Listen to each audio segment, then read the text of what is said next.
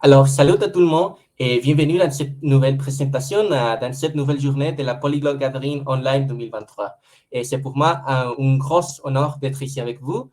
Et alors, on va s'amuser avec cette présentation que je vous ai préparée. J'espère que vous amusez si tant comme moi aujourd'hui. Et donc, aujourd'hui, j'ai pensé à vous traiter un thème que je pense est très intéressant et qui nous concerne à tous nous qui sommes ici à la présentation, à la Polyglot Gathering. Et c'est comment rester polyglotte dans un contexte non polyglotte. Alors, j'aimerais commencer cette présentation en vous parlant un peu plus sur moi. Donc, je m'appelle César, comme vous pourrez sûrement regarder dans la petite cadre bleu dans mon caméra. J'ai 19 ans et j'habite au Mexique. Et plus précisément, j'habite dans un état qui s'appelle Nuevo León, tout à la région nord du pays. Actuellement, j'ai fait une licence en économie, donc je suis actuellement en première an. Alors, j'espère terminer la licence d'ici 3 ans. Donc, 2026, on fait la fête après que je termine la licence. Et le français, c'est ma troisième langue. Donc, si vous notez des petites imprécisions au sens de la grammaire, au sens de la présentation, soyez un peu patient avec moi. Ça fait environ 4 ans que j'ai commencé à apprendre le français. Donc, cela a pris beaucoup d'efforts pour moi d'être ici avec vous en parlant en français. Et bien évidemment, c'est la première fois que je suis orateur à la PGO. Donc, c'est ma troisième fois ici en participant à la Polyglot Gathering Online, mais c'est la première fois que j'ai décidé de proposer une présentation à l'équipe de la PGO. Et alors, je suis très contente qu'ils m'ont donné l'opportunité d'être ici avec vous. Et juste une dernière fun fact, j'aime apprendre et écouter des hymnes nationaux. Alors, la Marseillaise, bien évidemment, l'hymne national mexicain, également l'hymne espagnol, américain, ce sont parmi les hymnes nationaux que j'aime le plus. Et je trouve que c'est très intéressant de faire, même si ça c'est assez bizarre pour vous, c'est très intéressant d'écouter et surtout d'interpréter les hymnes nationaux parce que comme ça, vous serez capable d'obtenir un nouvel visage de la culture d'une langue que vous êtes en train d'apprendre. Donc, si vous avez de l'opportunité, je vous recommande très simplement d'essayer de faire ceci. Et pour nos amis qui nous visitent de la Belgique, de la Suisse, même du Canada, c'est clair que vous avez une connaissance assez multilingue ou bilingue parce que vos pays vous demandent de parler plusieurs langues. Par exemple, on a le Canada où vous devez parler l'anglais et le français. La Suisse où vous devez connaître quand même l'italien, l'allemand, l'espagnol, le français, plusieurs de langues.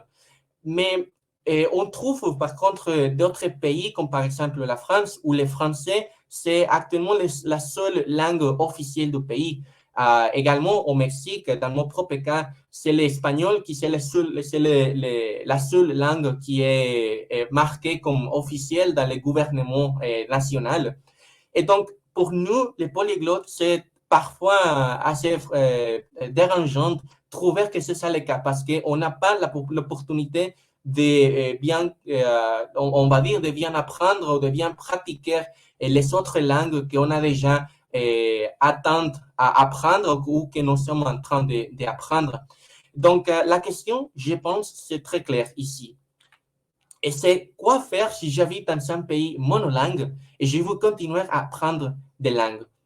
Alors, bien sûr, vous pourriez sûrement me dire, mais César, si j'habite, par exemple, je suis japonais et j'habite au Japon, et au Japon, on n'a que de la média en japonais, on n'a que des journaux qui sont écrits tous en japonais. Oui, c'est vrai que dans un niveau local, vous ne trouverez pas de réponse à cette question, mais c'est pour ça qu'on est ici aujourd'hui. Et donc, je suis venu pour vous proposer des différentes stratégies pour que vous pouviez surmonter cette petite difficulté. Et comme ça, conséquemment, je vous dis à cette question, Daijoubu desu. Si vous parlez le japonais, vous saurez sûrement que ça, c'est pas de problème, pas de souci, non hay problème. Hein. Et on va regarder ici à 4 conseils ou 4 prototypes sur comment continuer avec vos objectifs linguistiques dans n'importe quelle partie du monde. Donc, j'espère que vous, comme je vous disais avant, j'espère que vous aimez vraiment cette présentation. Si vous avez des questions tout au long de la présentation, je vous invite à m'écrire ces questions dans la boîte de commentaires. À la fin, j'espère de faire une petite session Q&A, des questions et des réponses. Alors, pour que tout le monde soit capable de s'exprimer sur ce thème qui est, comme je disais avant, très important pour tous nous qui sommes aujourd'hui à la Polyglot Gathering Online 2023. Donc, on est prêt? Alors, ça y est. On commence avec le conseil numéro 1. Karen o sousou shite kudasai. Alors, mais César, mais qu'est-ce que ça veut dire en japonais? Donc, la question, c'est très simple. En japonais, ça veut dire il faut créer un calendrier linguistique. Donc, qu'est-ce que ça veut dire? Alors, si on est tous polyglottes ici, même si vous parlez une langue, 2 langues ou la quantité de langues que vous parliez, je pense que la façon idéale pour pratiquer vos langues dans votre quotidien, même si vous habitez dans un pays monolingue, ça serait de créer un calendrier où vous soyez capable de distribuer toutes les langues que vous parlez de façon fluide ou même les langues que vous êtes en train d'étudier et d'apprendre.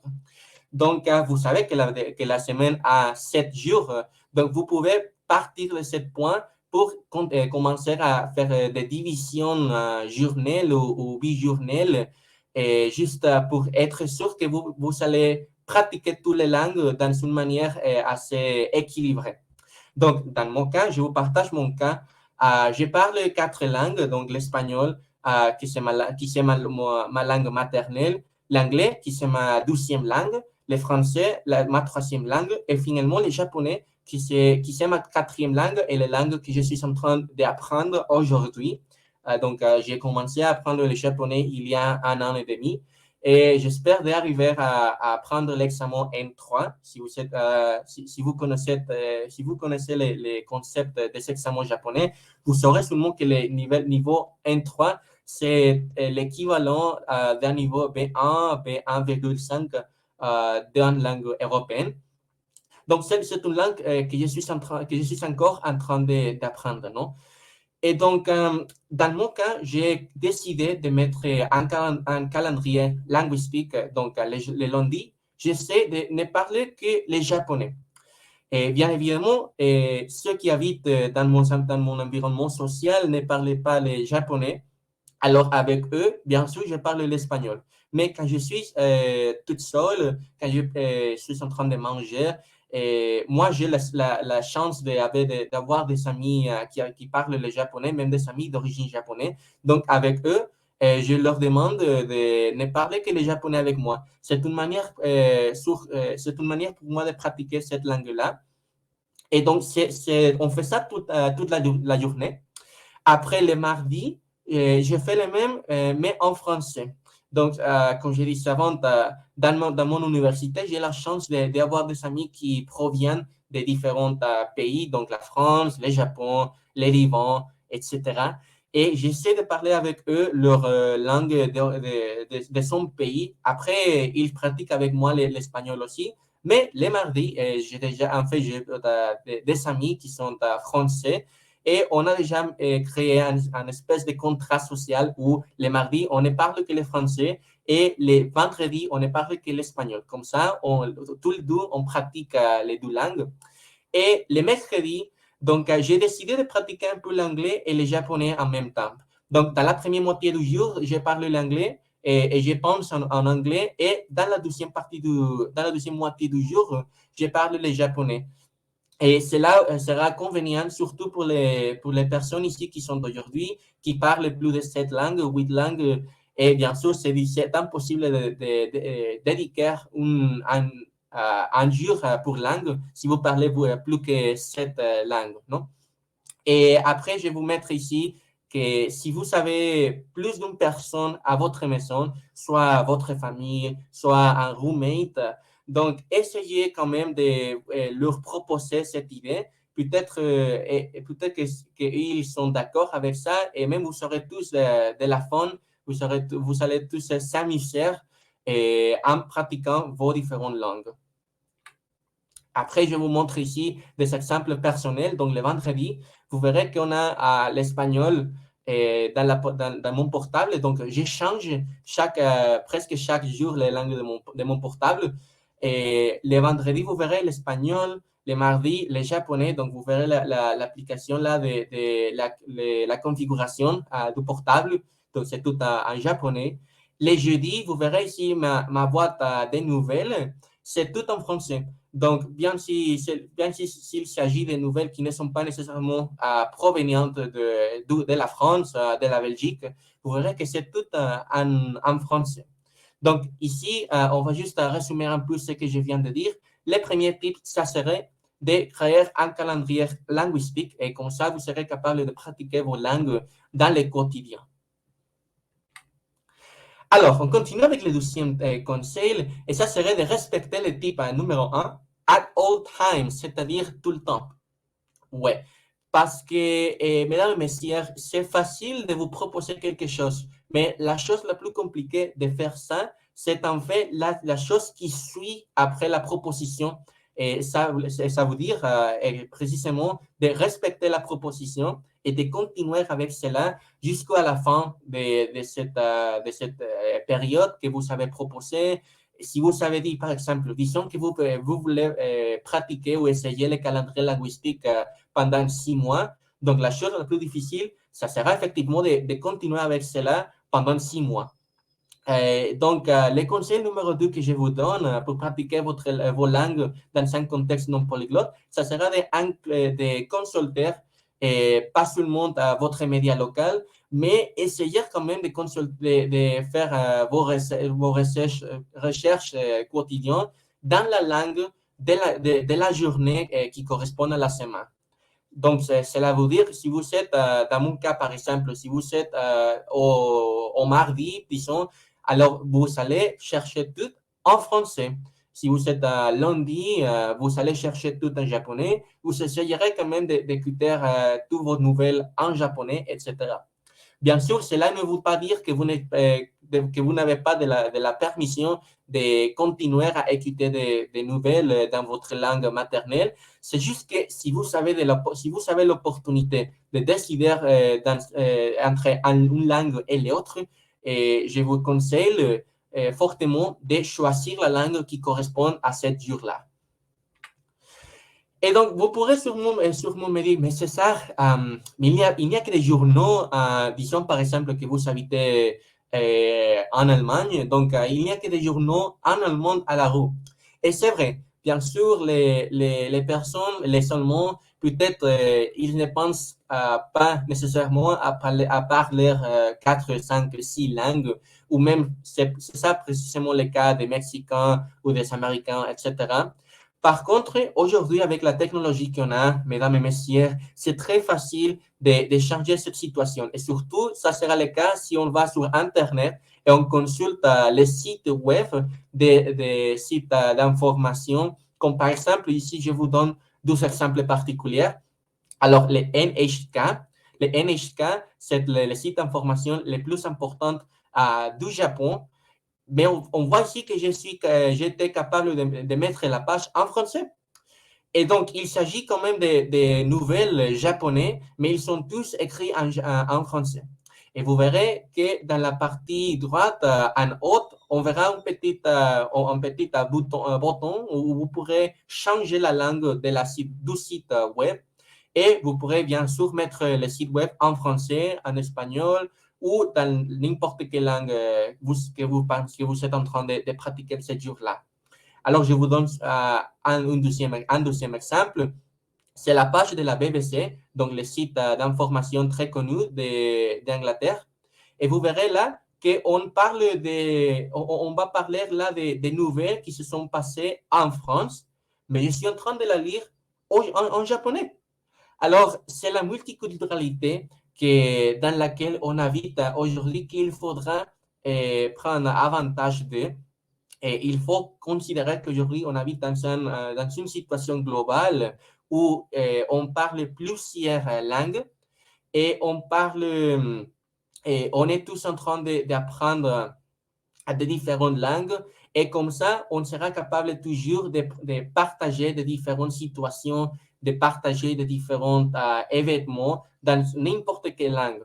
Alors, vous pouvez penser dans n'importe quelle combinaison de sites web et de langues, et je vous assure que dans les 90% des cas, vous serez capable d'y atteindre cette combinaison-là. Donc, je vous invite fortement, encore une fois, d'essayer quand même cette stratégie. Donc, respectez vos calendriers linguistiques à tout le temps. Et si vous êtes en train de chercher des nouvelles qui se passent au quotidien dans le monde, essayez quand même de faire cela dans la langue que vous êtes en train d'apprendre ou dans la langue qui correspond à la journée de cette semaine-là. Donc, j'espère que jusqu'à ce point-ci de la présentation, tout va bien, tout se passe bien. On a déjà quand même touché des points très importants, je pense. Et on verra ici, mesdames et messieurs, que la chose la plus importante, c'est toujours la persistance et la patience pour continuer à pratiquer ces langues, même si on habite à l'instant dans un contexte assez monolingue. Ce n'est pas impossible, chers mesdames et messieurs, de continuer à rester polyglotte dans un contexte qui ne soit pas nécessairement polyglotte. C'est juste une chose de mettre un peu plus d'effort et d'être toujours bien sûr qu'on est tous qu'on est tous dans cette situation, que vous n'êtes pas seul et qu'il y a plusieurs personnes qui sont dans votre cas. Et par contre, ils sont aussi capables de pratiquer toutes leurs langues dans un contexte qui n'est pas favorable pour faire cela. Alors, je vous invite, comme d'habitude, à ne vous pas rendre, à continuer à faire vos efforts. Et on va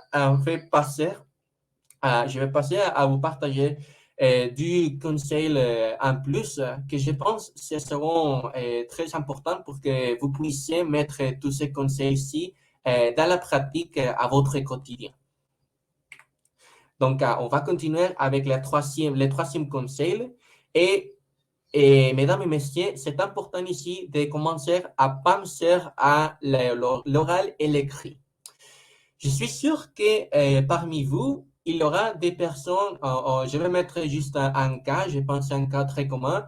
Disons par exemple qu'on a une famille d'origine japonaise qui a émigré aux États-Unis. Et là, la famille, la famille pardon. On a déjà un nouveau bébé, donc qui va grandir dans un contexte américain. Donc, c'est un contexte qui va donner à l'enfant l'anglais comme la langue principale. Par contre, peut-être que les parents décident de parler le japonais à la maison. Donc, ici, on aura un dilemme très important ou très intéressant, si vous voulez. L'enfant ne parlera que le japonais sûrement dans son quotidien à la maison, mais peut-être que les parents décident d'habiter dans un contexte, dans un quartier japonais. Donc, sûrement, l'enfant va parler le japonais beaucoup de temps. Alors, la langue, ça sera là. Par contre, être capable d'écrire en japonais, ça sera un défi pour les parents et bien sûr pour les propres enfants. Et c'est pour ça que j'ai décidé de parler un peu sur cette situation. Il y aura parfois des événements ou des contextes linguistiques qui ne vous permettront pas de pratiquer soit l'un ou soit l'autre capacité, donc l'oral ou l'écrit. Alors, pour rester vraiment polyglotte, à mon avis, c'est important de ne pas oublier qu'on a deux grandes capacités pour s'exprimer dans une langue, et ça sera dans la partie orale et dans la partie écrite. Alors, ça sera important et même crucial de maintenir l'équilibre entre les deux parties de la langue.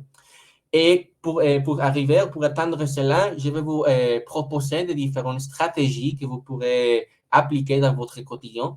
Donc, d'un côté, on a les movie night et les book night. Alors, en français, ça veut dire la nuit, la nuit des movies, alors des films, ou des nuits des bouquins, des livres. Et donc, je m'explique un peu sur qu'est-ce que je vais vous dire avec ce point-ci. Avec un movie night, ce qu'on cherche, c'est d'écouter et de pratiquer un peu la langue à l'oral et à l'écoute. Si vous êtes des amateurs de cinéma étranger, donc ça c'est génial. Vous pourrez même partager avec votre compagnon, vos compagnons, vos copains, votre famille, et une expérience assez multilingue en leur partageant on peut dire par exemple un film en espagnol ou un film je sais pas, en japonais ou un film en russe. Et donc, comme ça, vous n'allez pas seulement pratiquer la langue, mais aussi vous serez, comme je disais au début de la présentation, capable de vous plonger un peu plus dans la culture de la langue que vous êtes en train de pratiquer. Et comme ça, je vous assure, mesdames et messieurs, que vous serez capable de mieux comprendre pourquoi est-ce qu'on utilise une certaine expression idiomatique, ou pourquoi on va faire la conjugation d'un certain verbe de la façon qu'on le fait au quotidien dans cette langue-là. Après, la situation avec les book nights, c'est un peu plus les mêmes. C'est un peu les mêmes. Et bien sûr, si vous êtes en train si vous êtes une personne qui aime plus la lecture que regarder des films, c'est le cas exactement, c'est le cas identique ici, parce que si vous aimez par exemple de la littérature latino-américaine, vous pouvez essayer de lire Julio Cortázar, Jorge Luis Borges, Gabriel García Márquez, que ce sont des auteurs, Isabel Allende, pourquoi pas, des auteurs très connus. J'espère qu'on a de la audience ici latino-américaine qui reconnaissent ces noms ici. Et ce sont des auteurs très, très grands et très reconnus dans la région et surtout dans la littérature en espagnol. Et donc, à mon avis, en fait, ce sont les auteurs que j'aime le plus lire. Et c'est intéressant ici parce que, en fait, les auteurs latino-américains, et plus particulièrement ces auteurs desquels je vous parle, ils sont fait partie de la très connue génération du 27, donc cette génération des auteurs qui sont partis en France et ils ont pris une influence très forte des auteurs classiques français. Après, ils sont revenus en Amérique latine et ils ont partagé toutes ces findings, toutes les choses qu'ils ont trouvées dans ce temps en Europe. Alors, là, je vous donne une petite proposition pour essayer une nouvelle chose après de la Polyglot Gathering Online. Et bien sûr, pourquoi pas, vous pouvez également penser à rejoindre un club de conversation multilingue, pourquoi pas, non? Si ça existe dans votre pays, dans votre quotidien, et je serais très content de vous donner cette proposition-ci. Et alors, peut-être que vous me dites, mais c'est ça, oui, c'est tout bien ça, la movie night, le book night, mais comment est-ce que je vais rejoindre un club de conversation multilingue si j'habite dans un contexte où le multilinguisme, ce n'est pas une chose très populaire? Alors, c'est pour ça que je vous dis, oui, c'est vrai que c'est plus facile à New York, à Londres, à Paris, parce que là, ce sont des villes qui parlent de plusieurs langues, parce qu'on a des gens qui viennent de toutes parties du monde. Par contre, mesdames et messieurs, pour reprendre ça, je vous dirais, c'est beaucoup plus facile sur Internet. Alors, vous verrez ici plusieurs sites web, plusieurs applications où vous pourrez quand même essayer de mettre en pratique cette stratégie de rejoindre un club de conversation multilingue. On a par exemple Discord. Il y a plusieurs de serveurs multilingues sur Discord qui sont destinés à pratiquer la langue, à pratiquer les langues en général. après Tandem, bien sûr, vous trouverez des compagnons linguistiques sur Tandem. Chez Lowtalk, ça c'est une autre application qui sert à ces propos-là. Et après, je vais vous mettre ici un petit étoile et je vous demande, mais what about talking to yourself? Alors, mais qu'est-ce qu'il y a sur parler avec vous-même? Et pour ça, je vous partage une petite anecdote sur moi-même. Vous savez comment j'ai fait pour pratiquer le français et atteindre ces niveaux de fluidité? Donc, oui, bien sûr, il y a eu une certaine aide de la partie de mes profs de français quand j'ai commencé avec la langue, mais surtout, j'ai pratiqué la langue avec moi-même. Et cela s'est passé à la douche, à la salle de bain. Et je vous explique un peu. Donc, quand j'aime dire que je suis une personne assez proactive. Donc, j'ai fait plusieurs choses et je suis toujours en train de penser ce qui est à venir, dans les choses qu'il faut que je fasse demain, la semaine prochaine, etc. Et donc, tous ces pensements-là se passent habituellement à la salle de bain quand je suis en train de me doucher. Donc, je suis toujours en train de penser que ce que je fais une fois que je sors la salle de bain. Et une fois, je me demandais, alors, mais pourquoi je ne fais pas ceci, mais en français? Et comme ça, je pratique la langue. Donc, j'ai juste essayé de faire ça. Et bien sûr, au début, c'était assez compliqué parce que je n'avais plus la capacité de m'exprimer dans ma tête assez fluidement. Mais ça fait partie d'apprendre une langue, non? Il faut parfois avoir des problèmes avec le vocabulaire, avec la grammaire, mais en faisant cette pratique-ci, à chaque fois que je prenais un bain, comme ça, 6 mois plus tard, j'avais atteint une certaine fluidité et de laquelle j'étais très fier. Et même les professeurs de français me demandaient, mais comment est-ce que tu as fait pour atteindre ce niveau-ci de français?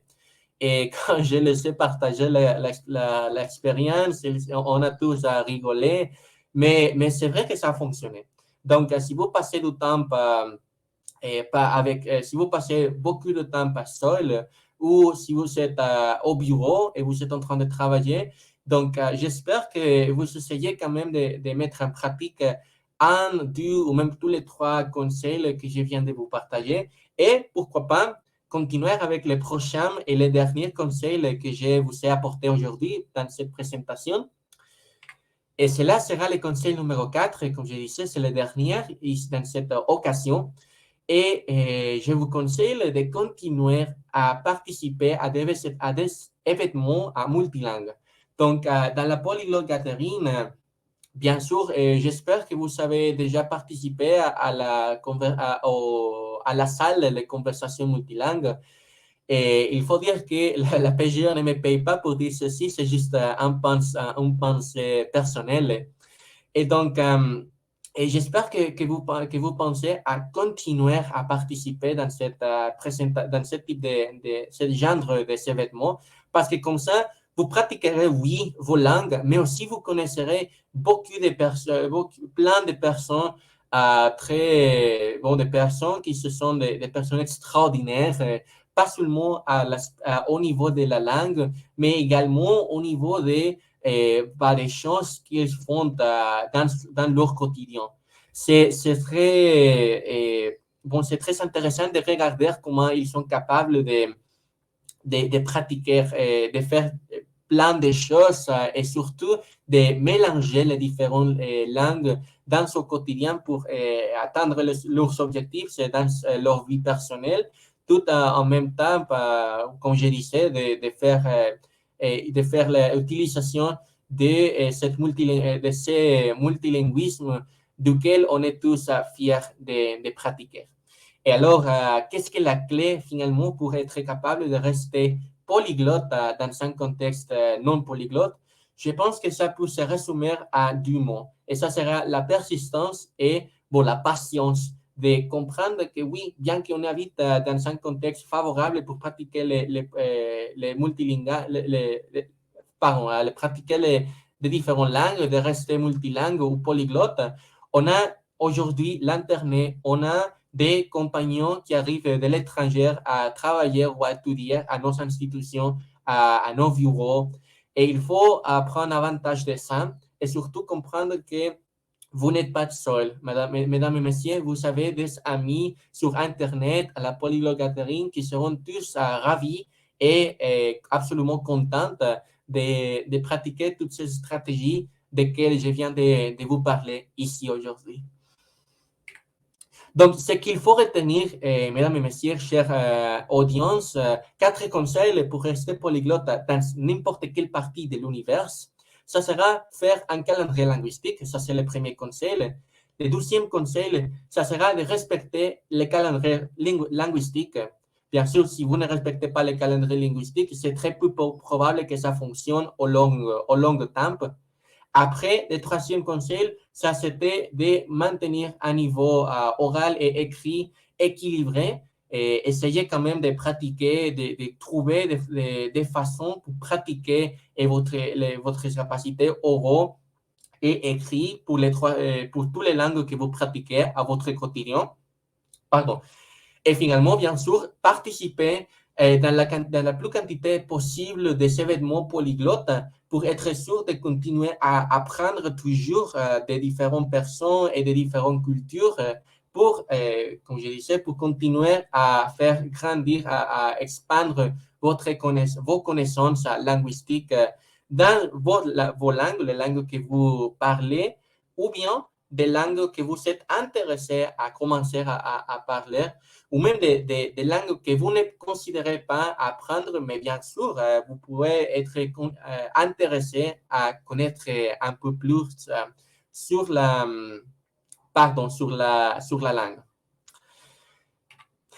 Et donc, et comme ça, j'aimerais de vous partager mes propres réseaux sociaux si vous aimeriez de rester en contact avec moi. Et je suis sur Instagram comme @chicharomt714, sur Twitter comme @chicharom et sur mon site web que vous savez là. Donc, si vous aimeriez de visiter mon site web, si vous êtes en train de faire l'économie, vous allez trouver des informations très intéressantes sur là. Je vous dis, il faut que je mette un jour le site web. On a eu des semaines assez lourdes en termes des examens sur la macroéconomie, sur la microéconomie. Mais je ferai cela dans cette semaine. Donc, restez actifs sur le site web. Et bien sûr, si vous êtes toujours intéressé à avoir une conversation avec moi, je suis toujours ouverte à la faire. Et donc, je pense comme ça que je termine cette partie de ma présentation et j'ouvre les portes à la session Q&A. Donc, Q&A au Shimashoka. Alors, est-ce qu'on fait la partie Q&A? Alors, allez-y, posez vos questions, mesdames et messieurs. Et je commence par une petite question ici. Donc, quel conseil donnerais-tu à quelqu'un avec un traumatisme linguistique, par exemple, après une rupture amoureuse, on perd les liens avec la langue du partenaire à tel point que cette langue semble déjà toxique. Donc, là, c'est compliqué, je comprends, mais il faut rester toujours conscient que la langue n'égale pas une personne. Donc, bien sûr, si vous avez une espèce de traumatisme avec une langue, il faut, parfois, c'est vrai qu'il faudra laisser la langue pendant un temps, dans un point, au niveau psychologique, que vous êtes encore une fois, capable et prêt pour prendre la langue encore une fois. La langue, ça restera toujours là. Et bien sûr, vous n'avez pas un temps limite pour reprendre la langue. Donc, si vous vous sentez plus confortable à faire cela, je vous conseillerais de permettre d'un temps, pour qu'un certain temps passe. Et une fois que vous êtes prêt pour reprendre la langue, là, vous essayez quand même de reprendre la langue et vous allez toujours penser au fait que la langue n'égale pas une personne. La langue, c'est la langue. Bien si on a eu des personnes toxiques dans notre vie, ça, c'est une chose complètement différente. Donc, on a une deuxième question ici. Comment fais-tu pour rester motivé à suivre les plans d'apprentissage ou les calendriers linguistiques? J'imagine que cela peut être un défi de vraiment changer chaque jour la langue du portable, etc.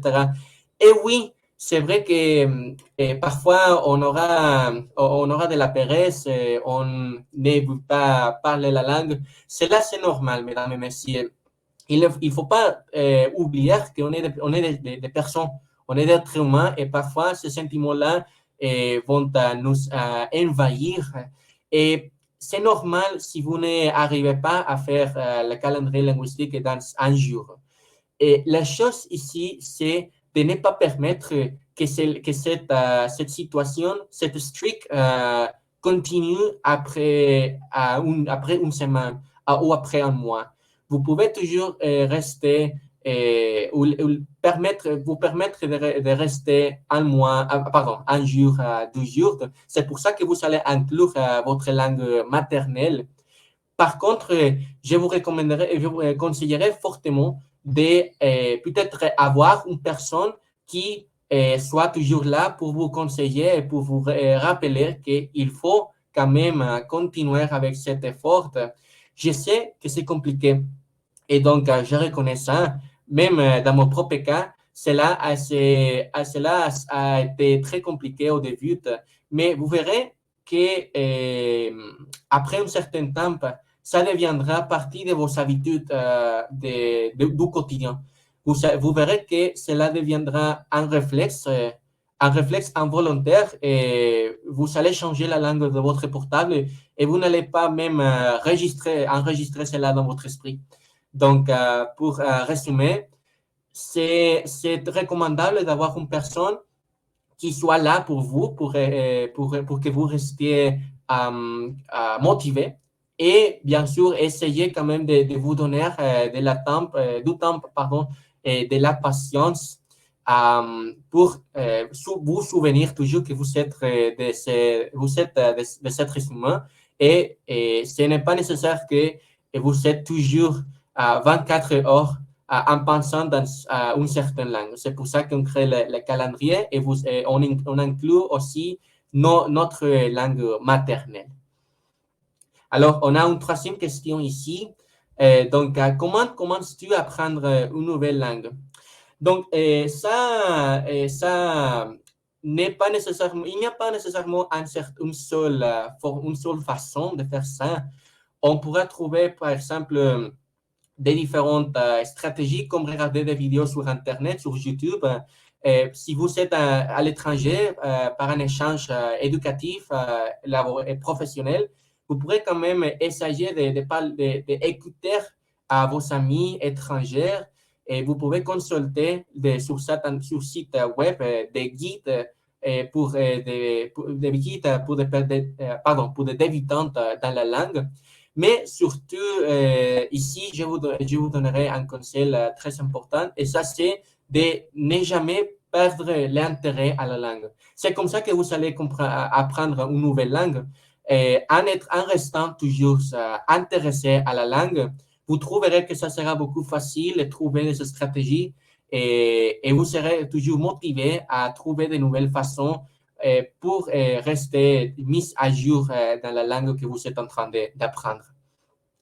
Après, quelle est votre méthode préférée pour maintenir vos compétences linguistiques? Alors, moi, je suis une personne qui adore YouTube. J'ai grandi avec YouTube comme ma télévision. Donc, je reste toujours mis à jour à des chaînes YouTube en espagnol, en anglais, en français et en japonais même. Et vous verrez que, donc, si on pense pour un instant, on est 8 milliards de personnes sur cette planète. Et bien sûr, il y a peut-être une quatrième partie de cette population-là est sur Internet et plus précisément sur YouTube. Donc, j'ai toujours pensé qu'il y aura toujours une personne qui va produire du contenu sur YouTube que je vais aimer, que je vais adorer.